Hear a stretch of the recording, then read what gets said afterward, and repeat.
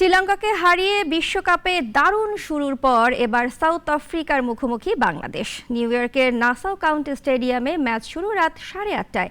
শক্তির বিচারে প্রোটিয়ারা শক্তিশালী হলে তাদের হারিয়ে সুপার 8-এর আশা জোরালো করতে চায় টাইগাররা। রাজিবুল ইসলামের রিপোর্ট। ডালাসে শ্রীলঙ্কাকে হারিয়ে টি-20 বিশ্বকাপে শুভ সূচনা করেছে বাংলাদেশ। এবার সামনে শক্তিশালী সাউথ আফ্রিকা। 2 ম্যাচে 2 জয় নিয়ে ডি গ্রুপে সবার উপরে অবস্থান প্রোটিয়াদের, আর 1 ম্যাচে 1 জয় নিয়ে টেবিলের 2-এ টাইগাররা। শক্তিতে এগিয়ে থাকা সাউথ আফ্রিকাকে হারাতেই মাঠে নামবে বাংলাদেশ। তবে ব্যাটিংয়ে শক্তিধর প্রতিপক্ষকে ঘায়েল করতে বড় চ্যালেঞ্জ নিতে হবে শান্তদের। সেজন্য বাড়তি দায়িত্ব থাকবে বোলারদের ঘাড়ে।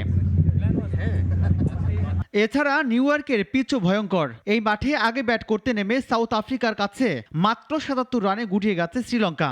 ভারতের কাছে আয়ারল্যান্ড 96 রানে অল আউট এবং সাউথ আফ্রিকার বিপক্ষে নেদারল্যান্ডস করতে পেরেছে 9 উইকেটে মাত্র 103 রান। কঠিন এই পিচেই কঠিন চ্যালেঞ্জ টাইগারদের জন্য। অনেকের মতে এই মাঠে টস জেতা মানেই ম্যাচ জয়ে 1 পা দিয়ে রাখা। সেজন্য মাঠে নামার আগে পরিকল্পনা করেই নামতে হবে সাকিব শান্তদের।